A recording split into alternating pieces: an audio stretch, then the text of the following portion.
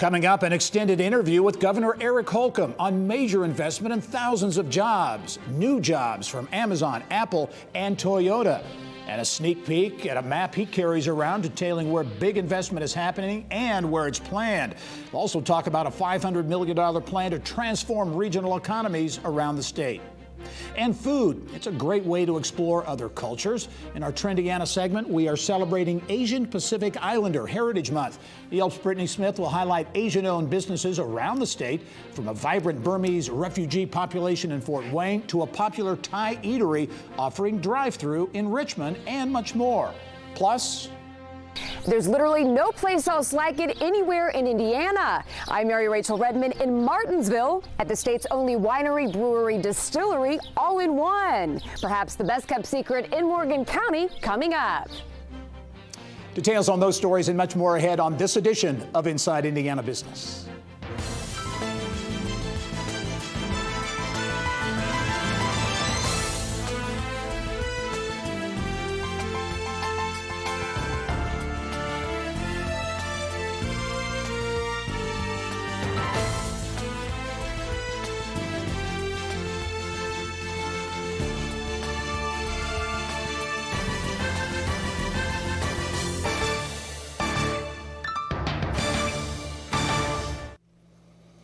Hello and welcome to Inside Indiana Business. I'm Gary Dick. Well, it has been a big 3 weeks for the Indiana economy. In a span of less than a month, 3 global brands announced plans to collectively invest around $1 billion and create nearly 3,000 jobs statewide. And the commitments really are spread around the state. In Fort Wayne, Amazon to build a 3rd major fulfillment center in Allen County with plans to add nearly 1,000 full-time jobs. In the Hendricks County community of Clayton, just west of Indianapolis, Apple to invest $100 million in a state-of-the-art distribution center and nearly 500 jobs. And in Princeton, in southwest Indiana, Toyota expanding once again with plans to invest more than $800 million and create 1,400 jobs as production of new Toyota and Lexus SUVs arrives at the massive plant. And this week, the state unveiled plans to invest $500 million in an initiative proponents say can be transformational for regional economies around the state. Governor Eric Holcomb stopped by the Inside Indiana Business Studios this week to talk about the big investment. And he surprised us by pulling out a state map which highlights numerous jobs and infrastructure projects underway and those planned in virtually every corner of the state. The governor says the jobs pipeline is filling up rapidly. Governor Holcomb, thanks for taking time to join us. You've been busy from an economic development standpoint and job standpoint these last few weeks, and we'll get into those announcements. But when you look, what I think is noteworthy, among other things, Toyota, Amazon, Apple, all 3 parts of the state, not just central Indiana, but you've got Fort Wayne, central Indiana, and southwest Indiana. Yeah, the hope is alive, and more than that, dirt's turning. And when you think about Clayton, Indiana, probably not a lot of Hoosiers could have even picked that out on a map until Apple decided to invest $100 million and create 500 new career opportunities. And as you mentioned, up in Fort Wayne, it's another 1,000 jobs with Amazon. They've got about 20,000 employees now in the state of Indiana. And of course, Princeton, that's invested billions over the years. We had it just seemed like yesterday I was announcing $600 million, then a $700 million, then an $800 million. So they have about 10,000 folks going through that gate every day. Toyota is bigger than the city of Princeton. And so what that means to those communities is truly transformational, whether it's helping build a YMCA in downtown Princeton, Indiana, obviously the careers and the little leagues, everything that they support. So it really has a compounding positive impact beyond just the careers that are created. Well, you talk about that because I've been around long enough. I was there for the groundbreaking of that plant 25 years ago. Years ago. But the impact, you talk about nearly 10,000 employees, that doesn't even include the supplier network down there. The impact that this $800+ million announcement is going to have on the region is exponential. Yeah, the supply chain, and obviously, you know, the state of Indiana being the #1 manufacturing state per capita in the nation, and then having our pro-growth tax and regulatory environment, that supply chain is getting closer and closer to those OEMs. And you know, we're saying, come on in, our books are balanced, we provide you stability and continuity. predictability, and confidence that you can grow at your preferred scale and pace. And that's what you're seeing happen in those small, medium-sized companies that are coming here as well. Again, like you said, all over the state of Indiana. Big brands, Toyota, Amazon, Apple. Do those, when you see investment and when others see investment from people like Apple and Amazon, does that have a kind of a spillover effect, kind of a domino effect? They look, hey, if they're investing in Indiana, maybe we should too. Sure, and we've enjoyed that when you have companies like Lilly and Roche and Cummins. So we've long enjoyed those marquee names, Anthem, et cetera. However, having said that, now what we're trying to do and are succeeding at is growing that whole ecosystem. So the emphasis and the sales force, that are coming as well, that complement all of those efforts. We start kind of on high ground, being centrally located in the United States, and a lot of companies are saying location, location, location, but that's got to be backed up with that good business climate, and then you have to have access to the workforce that you want. That is why we're leaning so heavily into building regionally around the state of Indiana, because a company comes in and they have a salary range and they say we can pull people from 30 miles or 45 miles depending on that salary range. So you have to make sure that we're building a strong quality of place and life for those employees, those teammates that go to work inside that gate. You talk about building infrastructure. Let's look to Northwest Indiana. Outside these three big announcements we talked about, but the South Shore extension, massive infrastructure, transformational, generational project going on up there. Been over 100 years since the South Shore line's been single tracked, so going one way.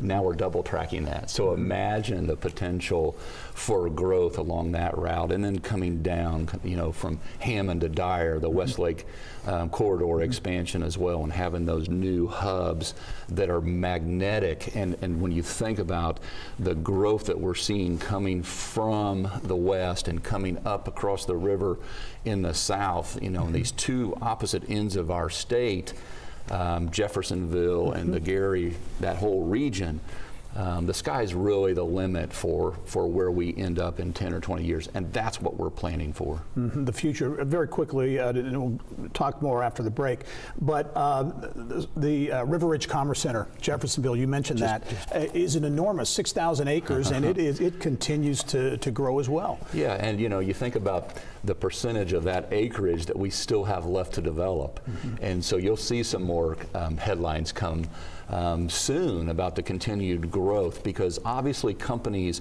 you mentioned the supply chain, this is all about customer convenience, being on time, ahead of schedule, under budget. We offer all that, and so you see a Clayton, Indiana that's prime location in terms of our road system, our rail system, our airports, and water ports ultimately, to be able to get anywhere in the world and start right here in the heart of the heartland. Investment, jobs, all good, all very positive for the state of Indiana, but how about filling those jobs, the talent pipeline? When we come back from the break, I'll talk to the governor about a $500 million initiative that really was unveiled this week that in part is aimed at filling that talent pipeline. Stay with us.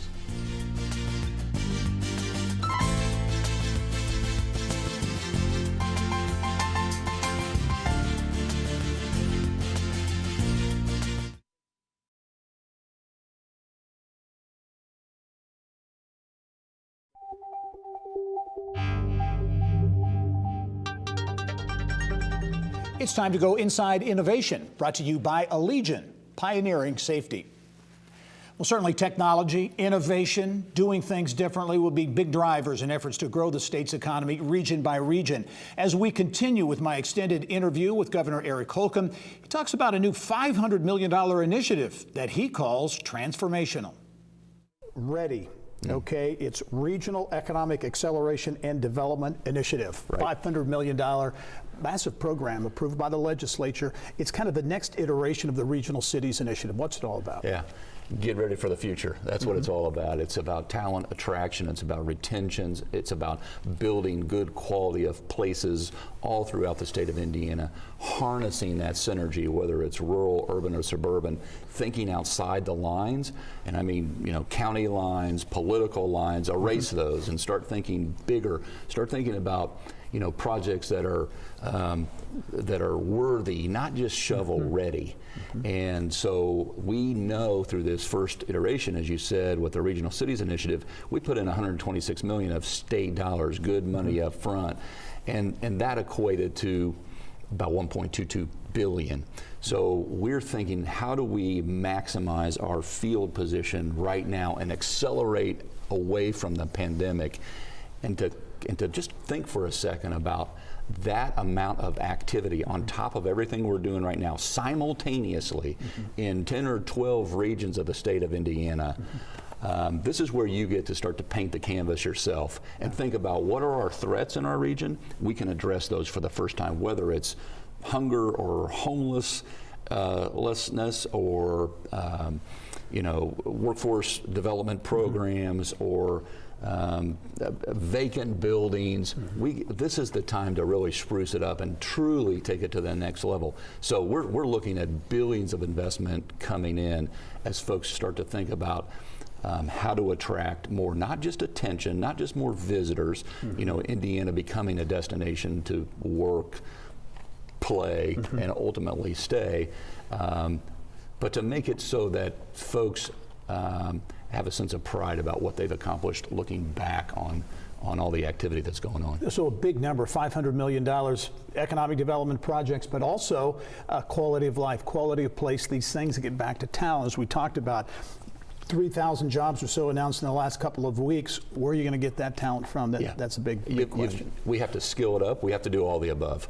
We have to make sure that our farm team, our K through 12 system, that pipeline is producing students who wish to go right into a career, have that pathway to do it.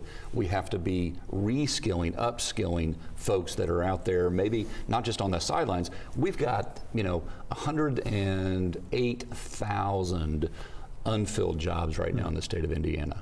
And so when you start to think about, not just minimum wage, these are, some of our fast food restaurants are starting at $14 an hour.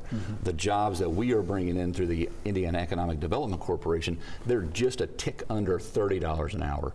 So we truly have an all the above. Now we got to make sure that we're matching and connecting you with not just that career, but the skills that you need to fill those jobs. And that's where we're starting to run out in front of the competition, is being that concierge as a state, as a city, the local community, to build up that workforce that's in your backyard right now. Yeah, it's as we wrap up, Governor, your take on how Indiana's positioned to come out of the pandemic. Certainly a lot of momentum, but some pain in the restaurant business, tourism, some other sectors. Yeah. How is Indiana as a state, in your view, positioned post-pandemic? Well, another thing that came out of this budget and a reminder was we went into the pandemic in such a strong fiscal position.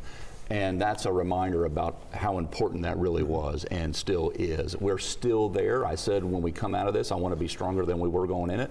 We paid off debt or avoided debt to the tune of about $1.6 billion coming out of this budget. We have a $2 billion plus reserve. We have a structural surplus going forward. So we maintain that AAA, state credit rating status.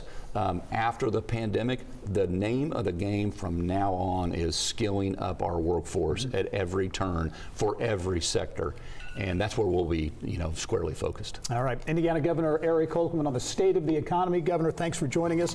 With that perspective, we look forward to seeing you soon. I'm going to roll up my sleeves, put the hard hat on. All right. We'll be right back after this.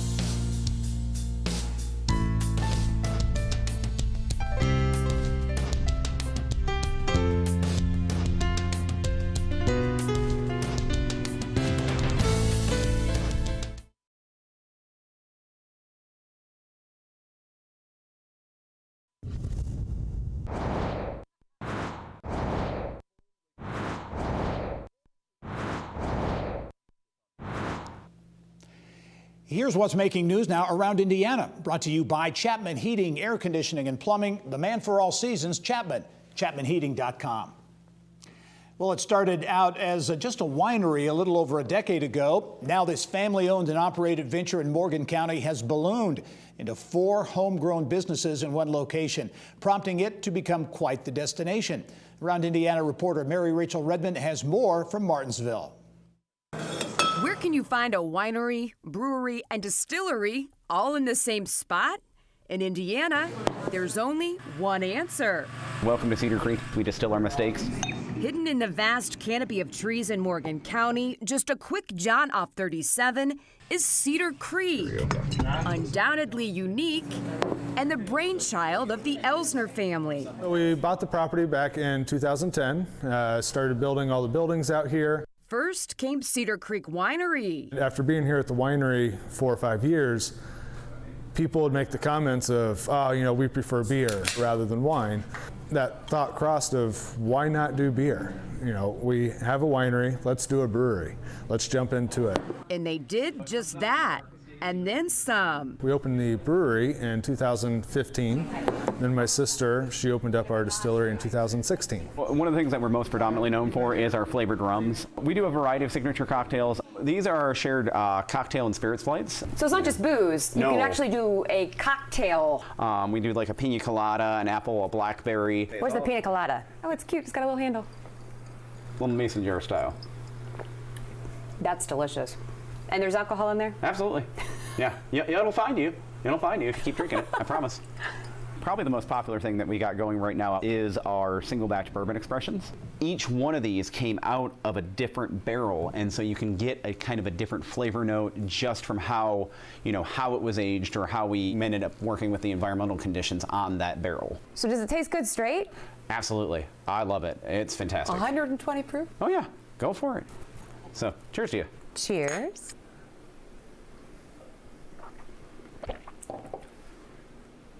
That's actually really good. Yeah. Cedar Creek has also launched its own boutique cigar brand. So they are all going to be hand rolled down in Honduras. All the tobacco's grown in Honduras, Nicaragua. Our blends, we've geared more towards smoking cigars with drinking beer. Almost like a wine tasting, right? Yeah. Wine and cheese? Yes. Yeah. Cigar so and beer? we wanted it to pair well. And as if all that wasn't enough, the Morgan County venue will begin its annual Drink at the Creek series. Within the state, we're probably one of the largest private entertainment venues available. Fantastic music. Very, very few places have everything like this. It's family friendly from front to back.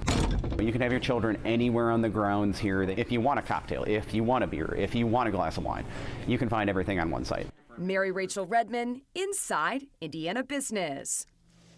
All right, Mary Rachel, thank you. Well, from drive-through Thai food in Richmond to a longtime Korean dining hotspot in Mishawaka to Burmese cuisine in Indianapolis, we're celebrating Asian American Hoosier businesses in this month's Trendiana segment. Brittany Smith with a roundup of some of the best-known Asian-owned eateries around Indiana when we come back.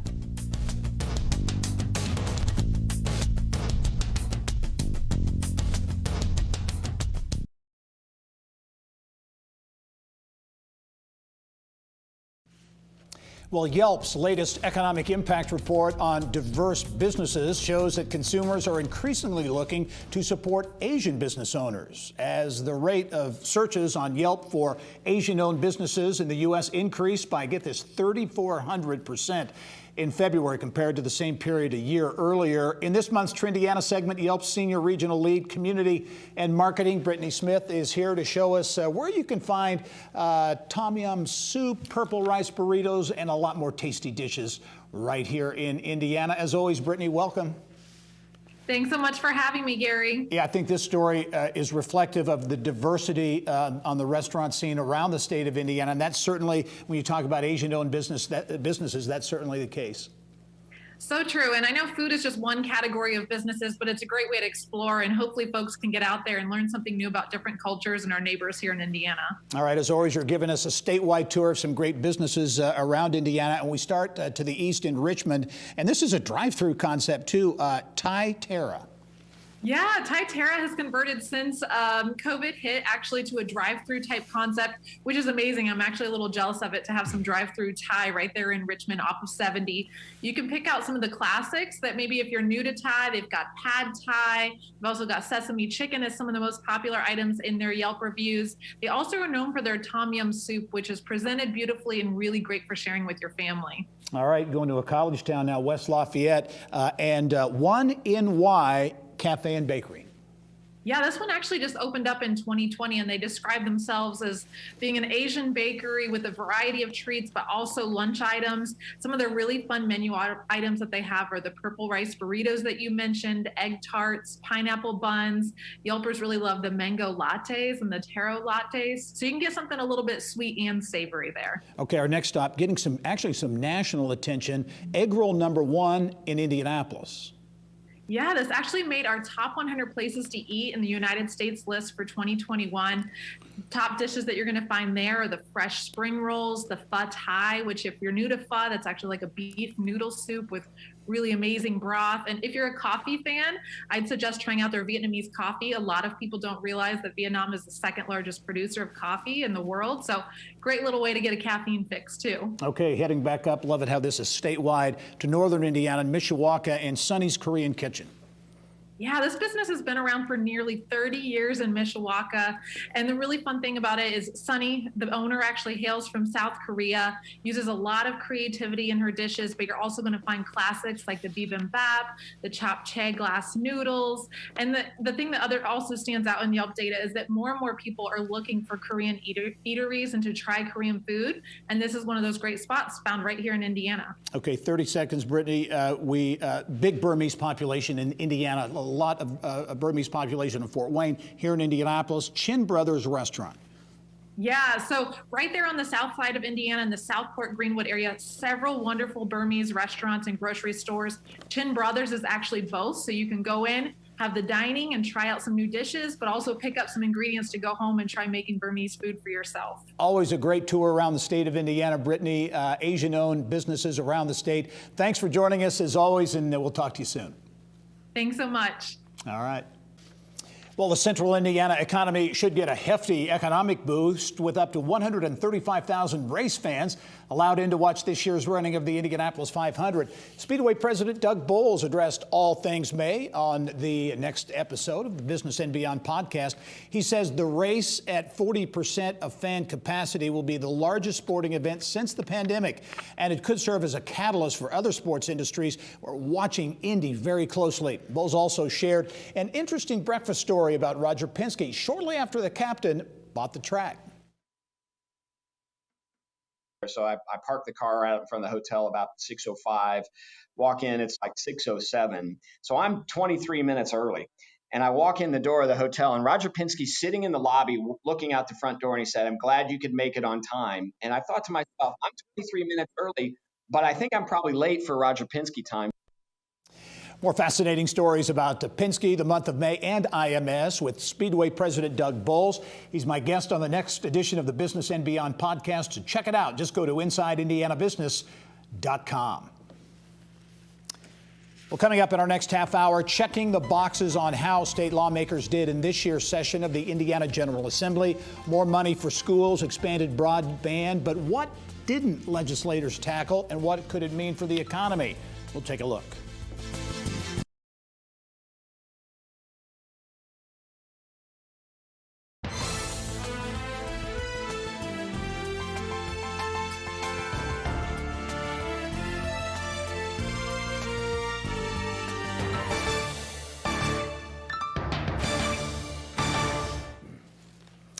Well, Indiana lawmakers recently wrapped up business at the 2021 session of the Indiana General Assembly. They passed a two-year $37 billion state budget, which includes an additional nearly $2 billion for schools, expanded broadband access in rural areas, major investment in regional economic development projects as well, and more. What does it mean for the state's economy, and will it be enough to move Indiana forward? For some perspective, pleased to welcome to the show Indiana Chamber of Commerce CEO Kevin Brinegar. Kevin, as always, welcome. Thank you, Gary. It's good to visit with you and your viewers. Yeah, bottom line, was this a good session for Indiana business? This was a very, very good session for Indiana business overall. There was some important legislation. Our number one priority with lawsuit liability limitations passed early in the session. There were significant investments in regional economic development that will improve our quality of place and our attractiveness, which is important to offset the talent deficits that we have. There was a significant increase in broadband funding, $250 million to address underserved areas and other key initiatives as well. Okay, let's break down a couple of those. One, education's getting a lot of attention, certainly big number, nearly $2 billion. Were you surprised at the size of the funding for education? Well, I wasn't when I saw the revenue forecast update in mid-April that forecasted an additional $2.4 billion in state revenue. So that nearly $2 billion is an increase over the biennium. Not that doesn't even include the base. That's in addition to the federal money that's going directly to the schools, and that will boost teacher pay, which is something the chamber has supported. We also saw $500 million of federal money going into the UI Trust Fund to bolster that up so that we keep that positive and the state doesn't have to borrow and then charge employers. And an important increase in the minimal exemption for the business personal property tax from $40,000 to $80,000, which will allow 35,000 additional small businesses will no longer have to pay that tax. Yeah, Kevin, talk about the next iteration, if you will, of the Regional Cities Initiative. Yes. $500 million, a greatly expanded program to really focus on economic development, quality of life, talent in regions around the state. Yes, indeed. The original program was kind of a winner-take-all. There were 3 regions that won $42 million each. This will allow any and every region to come together, put together multi-jurisdictional projects of importance for quality of place, quality of life, and be able to tap into that fund, which will be managed by the Indiana Economic Development Corporation, and they'll evaluate those based on how much local match you're generating and how much impact those projects will have on making your region of the state attractive to folks from out of state. Yep, Governor Holcomb earlier on the show talked about that and the potential for $2+ billion in additional private investment. Broadband, access to broadband in underserved areas, huge issue for Indiana. A lot of money going to address that. Yes, indeed. There's an appropriation of $250 million additional to expand broadband into underserved areas. And I've been saying that while broadband is not quite as much of a necessity as electricity and water, it's trending in that direction in this 21st century economy, particularly with remote work. And that will be important to allow our businesses and our citizens to prosper. Kevin, the chamber didn't get everything it wanted on its agenda. In your view, what were some missed opportunities and the potential impact there?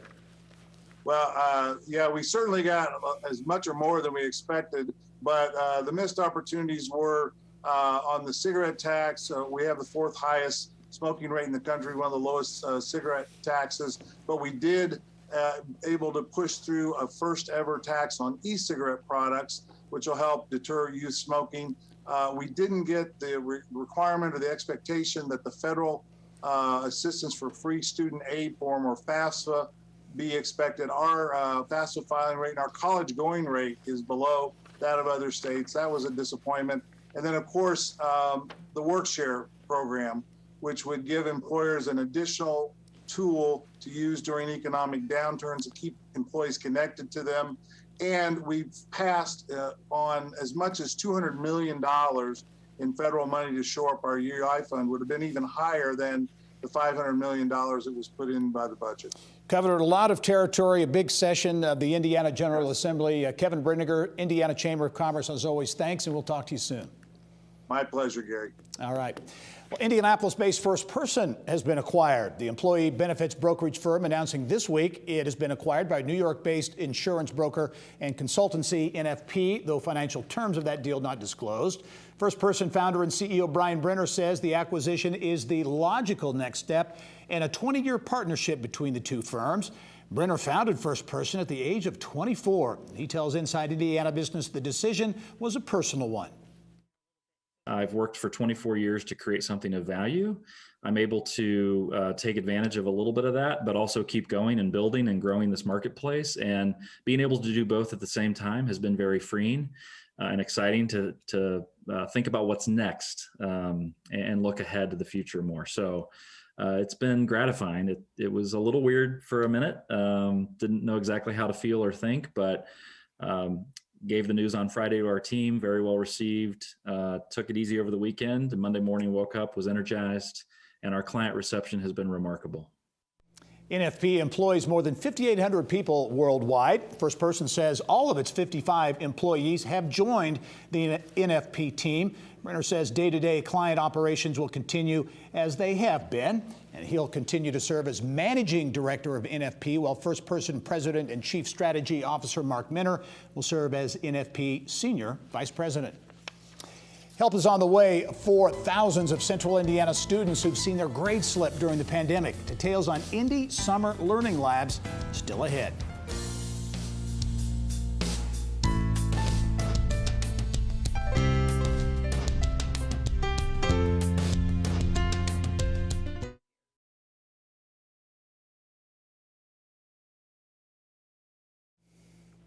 Well, the use of telemedicine has exploded during the pandemic, but a new device is taking online office visits to the next level. Doctors can now program a device inside the patient's brain while the patient is at home. IU Health Neurology is one of only a few programs in the country selected to be part of the device's early market release. Business of Health reporter Kylie Valletta has more. Kylie? Thank you, Gary. Illinois-based medical device manufacturer Abbott chose IU Health to be one of just a handful of programs in the U.S. to pilot its new deep brain stimulator. Called Neurosphere Digital Care, the device and its coinciding app allow a doctor to use the cloud to connect to the device inside the patient's brain without the patient leaving home. A handful of Hoosiers are already using the technology, and IU Health expects that number to grow. Joining me now to tell us more about this major advancement in telemedicine is IU Health neurologist Dr. Elizabeth Zauber. Thank you so much for being on the show today. Hi. All right, well, before we talk about this new device, let's start first with an introduction to deep brain stimulators in general. They've been around about 20 years now, and it all starts with a surgical procedure. That's right, yeah. So deep brain stimulation surgery, we also call it DBS for short, is a neurosurgical procedure. It's used to treat a variety of brain disorders, most commonly essential tremor and Parkinson's disease. And what's involved is that it delivers electrical impulses into the brain, and that can help to significantly reduce the tremors in someone with essential tremor, or to control other involuntary movements in people with Parkinson's disease. As you said, it's been around for a while, it's well established, and it can have a really big impact on patients' quality of life. All right, so let's talk about this new deep brain stimulator from Abbott. It really takes telemedicine to the next level. What does this new device now allow you to do? Yeah, so after the neurosurgeon places this device, there's a process of tuning the electricity, and that's something that me and my team do, and that typically requires a long time of patients coming into the office and having it adjusted until we get the settings optimized. So that typically would require a lot of in-office visits. This new update will allow patients who have Abbott DBS to receive those types of visits in their home, and allow them to not have to make as many frequent trips to Indianapolis. And this is a big advance. It's never been done with DBS, and it's never been done with any particular type of implanted device before. And you mentioned this really will make it easier for patients who live, outside of Indianapolis. They won't have to make so many trips to come in. That's right. Because we are a large academic center here in Indianapolis at IU Health and IU School of Medicine, we do draw patients from all four corners of the state. And many patients have to drive several hours to get here. And so being able to have some of their visits performed at home will be a big benefit for them. And IU Health was among just a handful of programs throughout the U.S. selected to be part of this early market release. What do you think that says about IU Health's neurology program? Yeah, so this type of treatment requires a really coordinated approach between neurology, neurosurgery, anesthesia, nurses, our industry partners, and it's a high-level specialized treatment that we think we provide a really good high quality of care, and I think this reflects that, as well as a large volume of patients that we treat over a large geographic area. So as it's also, go ahead. Oh, you go ahead. I was just going to say it's also a sign that we are seen as leaders in this particular area and helping to move technology forward. As we all know, the use of telemedicine has certainly exploded during the pandemic. Do you think that really helped open the door to this device? Certainly. One advantage is that this it doesn't require a new implant for these patients. If patients already have an Abbott DBS, they can just get a software update. But I think the software update was likely able to occur much more quickly because of the explosion of telemedicine that's occurred during the COVID-19 pandemic. Not only have physicians become more comfortable treating patients remotely, but patients have gotten much more used to using telemedicine to access care. And so it's definitely opened the door for this type of advance. And this is really a niche device right now. Just a few seconds left. About how many Hoosiers are using it now, and kind of what do you expect to happen to that number? I'd say, yes, probably a handful of patients currently have this device and can access these types of visits. But since we're a center that implants about 70 or so DBS per year, we could certainly see that number grow quite a bit in coming years. All right, well, Dr. Zauber, it's an absolutely fascinating technology. Thanks for being on the show today to share a little bit more about it. Thanks for having me. And Gary, back to you. All right, Kylie, thank you. Well, COVID-19 has put school districts and students to the test in many ways. So the Mind Trust and United Way of Central Indiana are stepping up to help. The organizations are partnering to create Indy Summer Learning Labs, a free summer educational enrichment program for students who've struggled during the pandemic. And we get details now from United Way of Central Indiana President and CEO Ann Mertlow and the Mind Trust CEO Brandon Brown. And welcome to you both. Thanks for having us. Yeah, thanks so much for having us, Gary. This is an interesting program and very creative to address, Brandon, a huge issue in schools all over the United States, certainly, I guess for that matter, around the globe, and the impact that the pandemic has had on learning on students. Talk about that, how substantial that impact really is. Yeah, it's significant. If you think back, 13 months ago in the middle of March, schools were literally asked overnight to completely overhaul how they try to educate students. And the initial research over the last 12 months says that students across the board have lost several months of learning, and in particular, students of color have lost up to a year of learning. And we know that a lot of academic disparities already existed 12 months ago, and they're just exacerbated at this point. So we just feel like it's a moral imperative to do as much as we can to try to catch kids up. And I know you and Brandon got together and started a discussion that led to the creation of these summer learning labs. Why, from your standpoint, from United Way standpoint, is this such an important endeavor? Well, education is a huge part of success for children and for them as adults, obviously. The pandemic has put a wrench in all of this, both for parents and for children. And we know that our most vulnerable children have struggled the most with the disruptions in education, with not having access to internet, to not having maybe the help that they need to resolve technology issues. I mean, it's really a differentiator.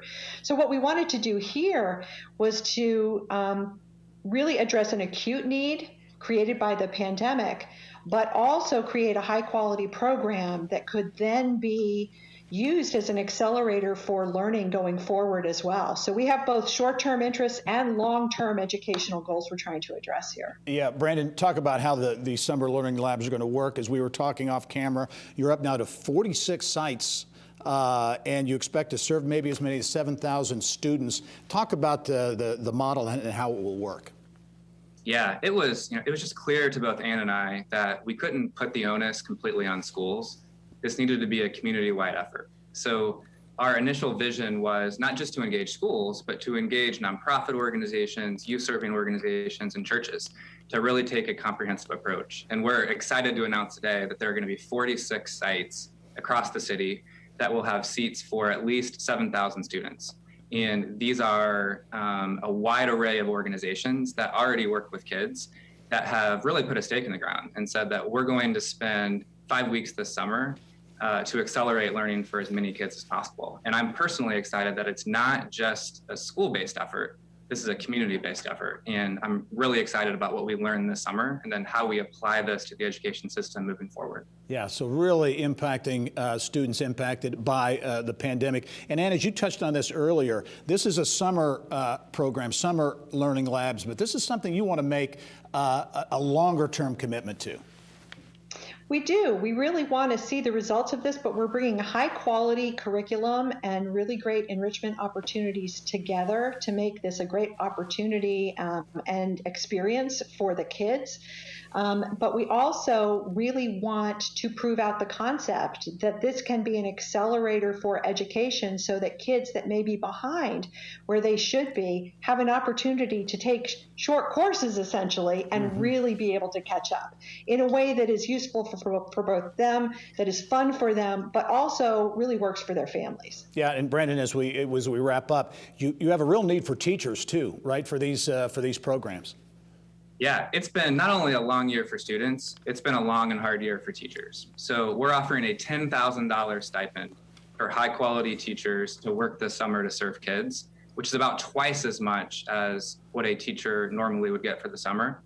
So if you're a high quality teacher out there, we need your efforts this summer, we need your talents, and we value you.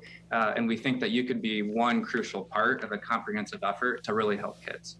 IndySummerLearningLabs.com is where you can find much more information on this unique program, maybe unique in the country.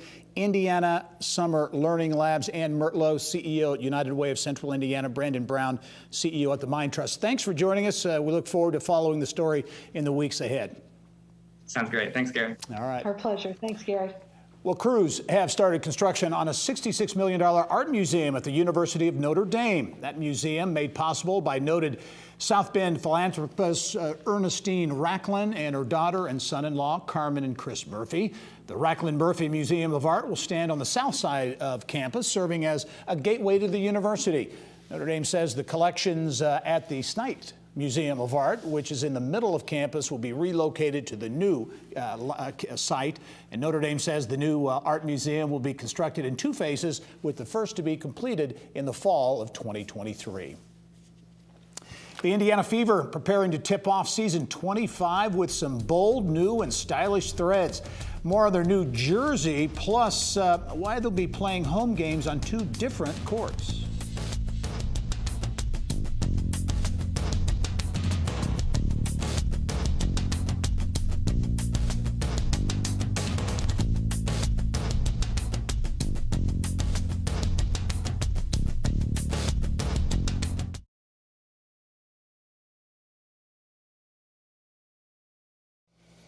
Well, after 609 days away from Bankers Life Fieldhouse and a 2020 season in the WNBA bubble, the Indiana Fever are finally coming home. Bill Benner has more in this week's Inside Indiana Sports. Bill?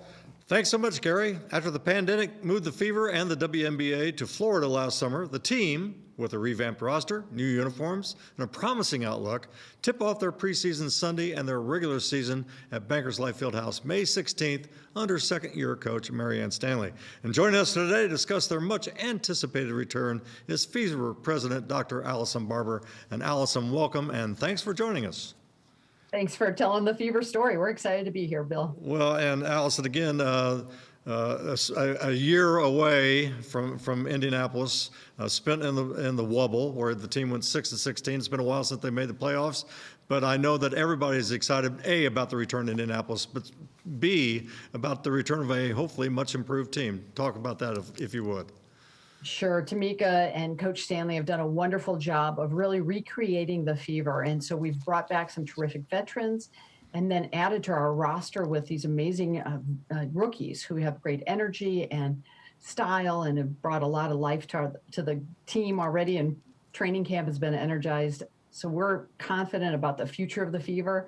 We're so grateful to our loyal fans who hung in there through the Wubble last season, and they're ready to come back, and we're ready to host them. Allison, the team will start out at Bankers Life Fieldhouse, I believe, for the first 4 games, then move to the Indiana Farmers Coliseum at the State Fairgrounds. The Coliseum, got great nationwide attention during the NCAA tournament, so I know you're looking forward to that as well. And the move is because of construction at the Fieldhouse.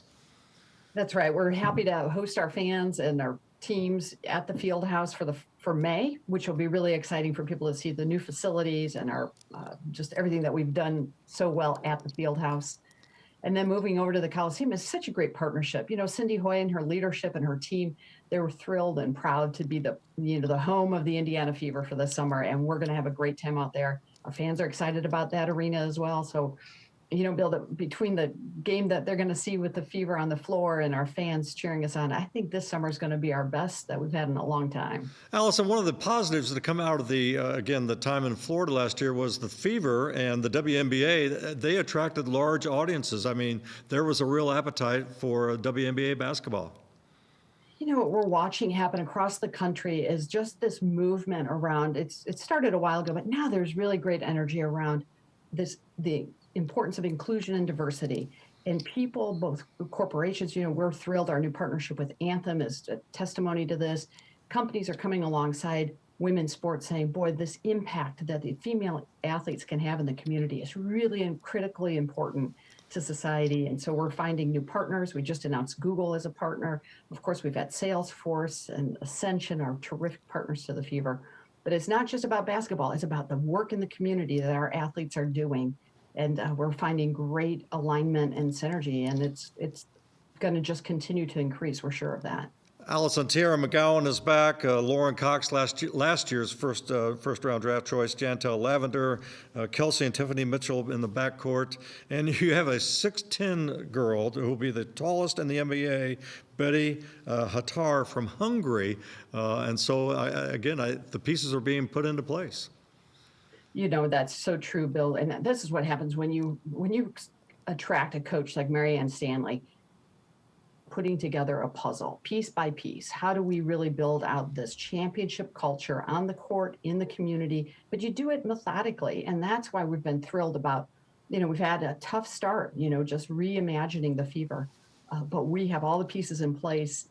And I'm confident between Coach Stanley and Tamika that, and our newest coaches, Jared Simpson and Vicky Hall, former in Miss Basketball here in Indiana, and Steve Smith, of course, our coaches are right on track to put all the puzzle pieces in place for our championship. As we wrap up, talk real quickly. Tamika Catchings, of course, a legend, finally going into the Naismith Hall of Fame next weekend. A tremendous honor for her. Oh, we're thrilled for Tamika, so deserved of this honor. And I think everybody who knows Tamika knows that she's the real leader that you want in a community. And we're proud of her and can't wait to hoist her, New Jersey in the field house that says Hall of Fame. She deserves it. Well, Dr. Allison Barber, thanks for joining us on the program. And we are so excited to see Fever basketball back in Indianapolis. Best of luck. Thanks, Bill. And Gary, back to you. All right, Bill, thank you. Well, it's hard to believe we are now less than a month away from the 105th running of the Indianapolis 500. It's like Christmas Day for Doug Bowles, the man in charge of daily operations at the Speedway, and my guest on the next edition of the Business and Beyond podcast. The Danville native and Butler grad has been around the track since going there as a little boy with his dad. Bowles, known for his boundless energy, endless motor, and intense passion for the Speedway and racing. So how does he relax? Hanging out with family, of course, but dandelions? I love iRacing. I do, as you mentioned earlier, I like to wakeboard. I like to cycle. I like to race. So anytime I can get in a race car and run a race car somewhere, I enjoy doing that. I love to pick dandelions. Maybe that's the weirdest thing, but I get out in the yard and put my headphones in and pick dandelions or find a tree and a chainsaw. Those are the kind of things that really allow me to disconnect. Many more revealing observations with Indianapolis Motor Speedway President Doug Bowles on the next edition of the Business and Beyond podcast. It publishes Monday. To check it out, just go to InsideIndianaBusiness.com and click on the subscribe tab. And I'll be right back after this.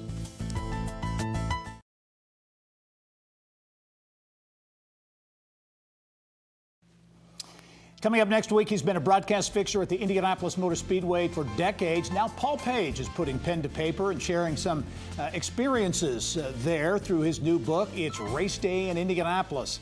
Bill Benner talks with Page about the greatest spectacle in racing then and now, plus a sustainability initiative, a high-profile initiative in northern Indiana is going statewide, and Indy Women in Tech celebrating a big milestone. Those stories and much more coming up next week. Thanks for joining us this week. I'm Gary Dick. Go out and make it a successful week.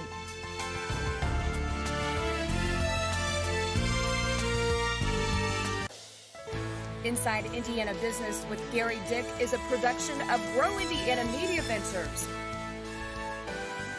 with support from WFYI Productions.